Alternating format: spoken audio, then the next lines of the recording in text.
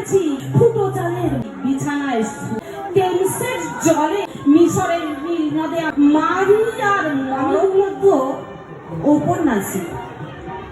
আমি কবিতা খুব কম লিখি, তবুও তো টুকটাক লিখি। সেই আমার নিবেদন, আমি সাধারণ, এটা আমার গর্ব। আমি সাধারণ, এটা আমার গর্ব। আমি জনতার দলে, এটা আমার অহংকার। আমি আলু ভাতের ডাল খাওয়া মানুষের ভিড়ে ধুঁকতে থাকা একটা ফ্যাকাশে মুখ।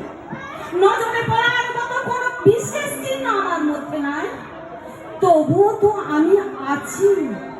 জনতার পায়ে পা মেলানোর তাগিদে পা আমার সচল। জনতার আওয়াজে আমার আওয়াজ কঠিন, কর্কশ, কাকা করা কাকেদের মতো। জনতা কবে কোকিল হয়েছে আমার জানা নাই। জনতার দ্বারে বসন্ত এসেছে কিনা আমি দেখিনি।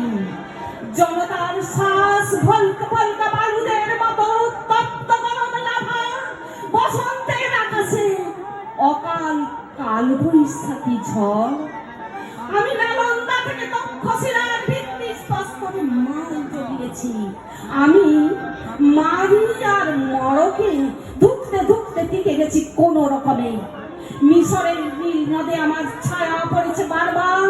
পিরামিডের মধ্যে আটকে রাখার ব্যর্থ চেষ্টায় ছটপট করেছে আমার প্রাণ। টেমসের জলে তুফানি হাওয়ায় ভেসে গেছি অনেকবার। আবার ফিরে এসেছি দামোদরের তুফানে। আমি পূর্ণিমার চাঁদ দেখেছি বিছানায় শুয়ে ফুটো চালের মাঝে। এটা আমার বিলাস, এটা আমার অহংকার।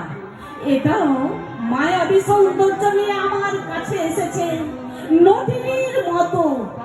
আমি আলিঙ্গন করতে চেয়েছি, দুই বাহু ধরে বাঁধতে চেয়েছি, কিন্তু কণিকের মোহ আলেয়ার আলো মিলিছে বেলা অলিক কল্পনা। আলু ভাতের ডাল ভাত, লবণ থাক বা না থাক, এটা আমার কাছে পরমান্ন। কারণ আমি সাধারণ, আমার সৌন্দর্য সাধারণ, আমার মন সাধারণ, আমার চাহনি সাধারণ, আমার চা সাধারণ, আমার বিলাস সাধারণ, আমার সাধনা সাধারণ। আমি সাধারণ, আমার জীবন সাধারণ। আমি সাধারণ, এটা আমার গর্ব। আমি সাধারণ, এটা আমার অহংকার। নমস্কার।